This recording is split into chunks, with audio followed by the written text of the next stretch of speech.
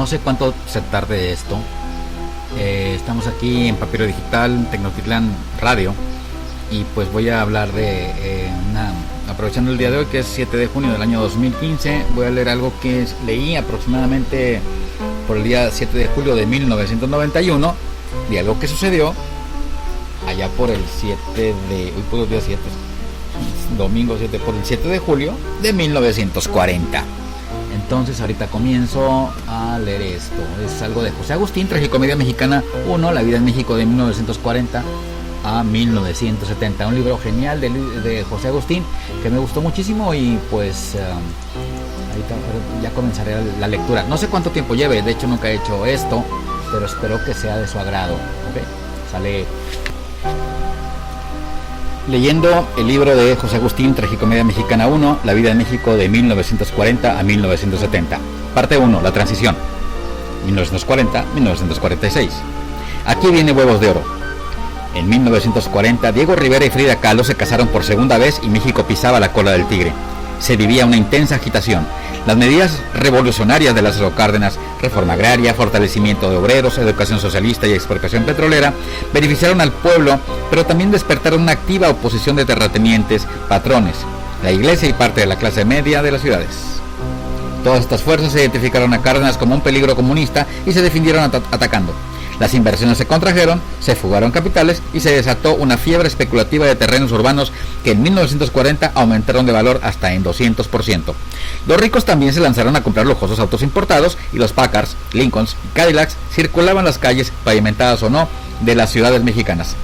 Las grandes compañías extranjeras, por su parte, contribuyeron al desorden económico al retirar su dinero de los bancos mexicanos, y estos de plano dejaron de conceder préstamos. Para no variar, el gobierno siguió sobregirándose y por tanto imprimió billetes con energía, y los aumentos de precios, especialmente en básicos, ahondaron la carestía y acabaron de exasperar a toda la población, pues nadie se reponía aún de los efectos de la expropiación petrolera y se presenciaba, procurando no preocuparse demasiado, la gran guerra que tenía lugar en Europa, África y Asia. El rechazo a Cárdenas benefició a dos caudillos militares, Joaquín Amaro, radical de derecha, y el moderado Juan Andreu Balmazán, eshuertista, hombre de negocios y de mando de tropas, quien en enero de 1940 constituyó el Partido Revolucionario de Unificación Nacional, el PRUN. Amaro no se quedó atrás y armó la Federación de Agrupaciones Revolucionarias Oposicionistas, FARO.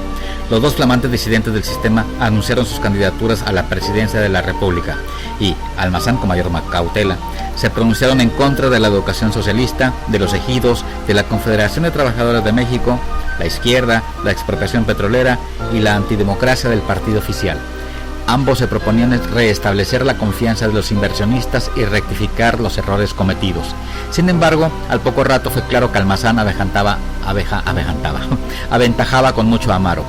La enorme fuerza que cobraba la derecha fue determinante para que el presidente Cárdenas eligiera sucesor, pues entre sus reformas al sistema no se incluía la voluntad de democratización, sino más bien la consolidación de los poderes impresionantes de la presidencia.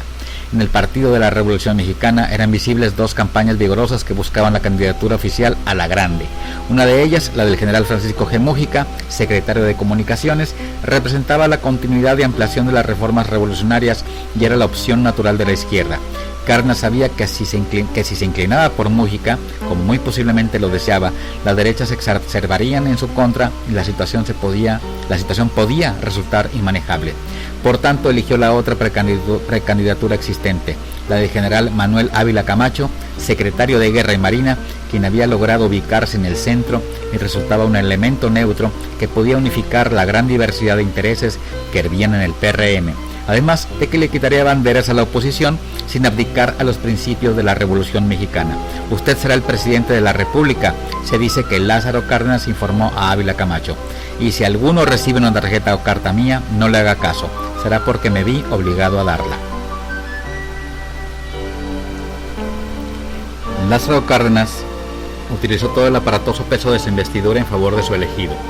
Lo juntó con Vicente Lombardo Toledano, el viejo lobo de Marx, secretario general de la entonces muy poderosa CTM, y logró que el insigne maestro en alto oportunismo apoyara a Ávila Camacho, pues había que escoger, sentenció Lombardo, no al hombre que más ofreciera al movimiento obrero, sino al que garantizara la unidad del pueblo mexicano y su sector revolucionario.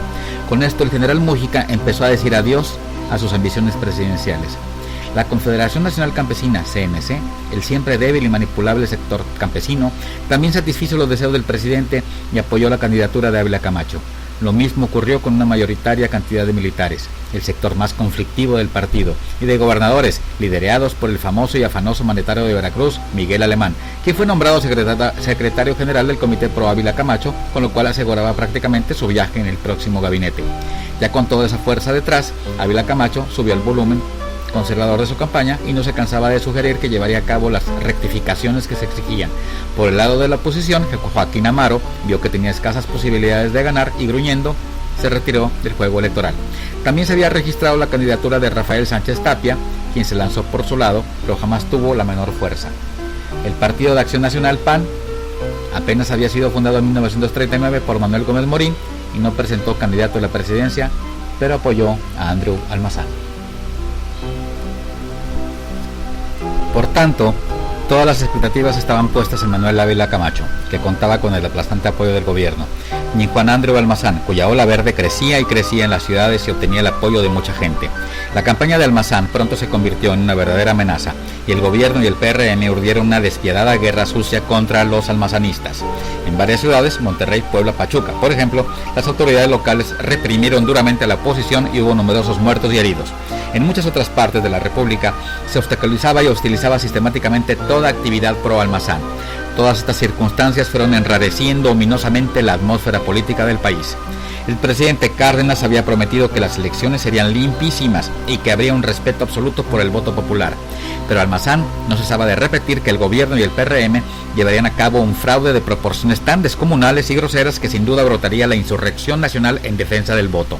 El general Almazán había planeado, para cuando eso ocurriera, formar su propio Congreso almazanista, asiento de los poderes legítimamente electos, que calificaría las elecciones, lo nombraría presidente electo y elegiría un presidente sustituto. Almazán saldría a Estados Unidos y dirigiría la revuelta, llamaría a huelga general y coordinaría los grupos armados que tomarían las ciudades. Las tensiones se hallaban al límite el 7 de julio.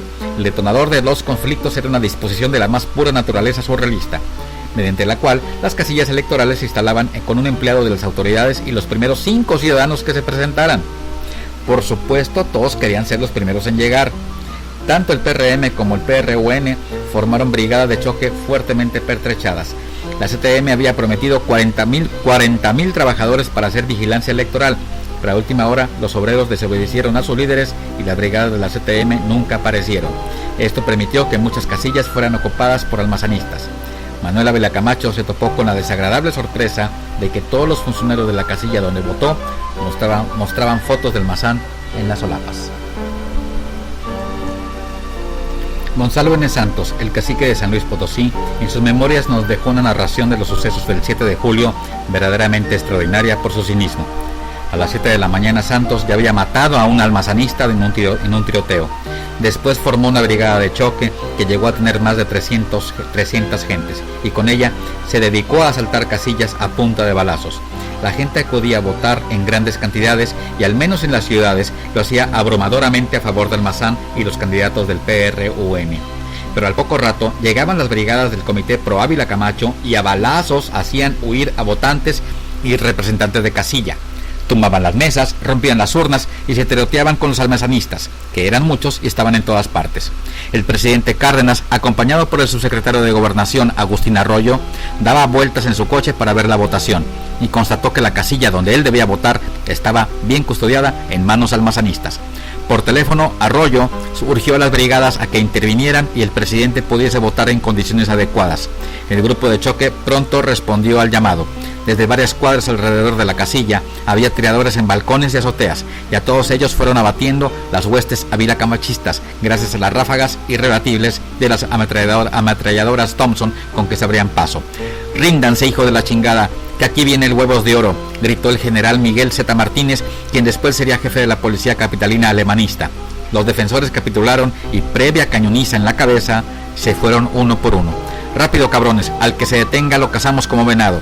Al instante llegaron los bomberos y a manguerazos de alta presión limpiaron las manchas de sangre que había en todas partes.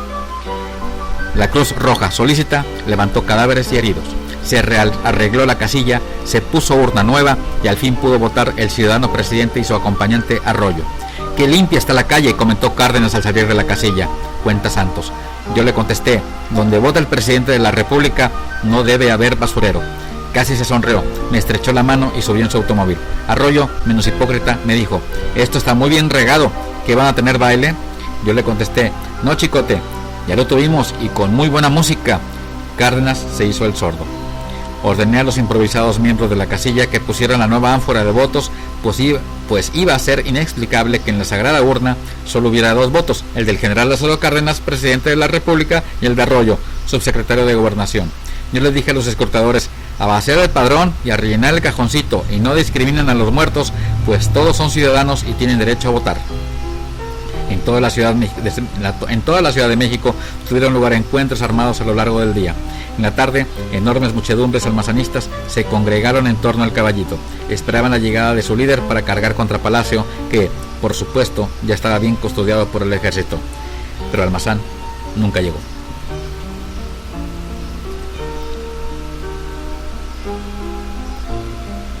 Y todo esto fue leído del libro de José Agustín, Tragicomedia Mexicana 1, La vida en México, de 1940 a 1970. ¿Qué les puedo decir? Las cosas han cambiado. Ya no es lo mismo. Es impresionante el tema de los balazos, de matar gente. El tema de que la casilla se llenaba, los funcionarios, con las primeras personas que llegaban a la fila. Imagínense, todo el mundo, los que querían manipular, llegaban primero. O sea, no eran insaculados, que es rara palabra, por un instituto electoral. Era el que llegaba. Así las cosas. Han cambiado, pero sigue habiendo incredulidad, sigue habiendo falta de credibilidad de los participantes, de los organizadores, aunque se gastó mucho dinero cuando estaba José Woldenberg. En fin, el punto es que así han sido las cosas y esperemos que gane el mejor, que gane bien, y que el que sea que gane, pero que sea buen administrador, buen piloto del avión que es un estado, un municipio, un distrito. Ya basta, ¿no? Ya basta de permitir cosas. Ya basta de que dices tú, no es posible que nos tengamos que defender del mal gobernante y aguantarlo los 3 o 6 años y que se vaya releyendo. En fin, buenas tardes, buenos días, buenas noches. Luis García, Papiro Digital, Tecnotitlán TV, leyendo a José Agustín. A ver si salió bien la lectura. Digo, ojalá les guste. Bye, chao.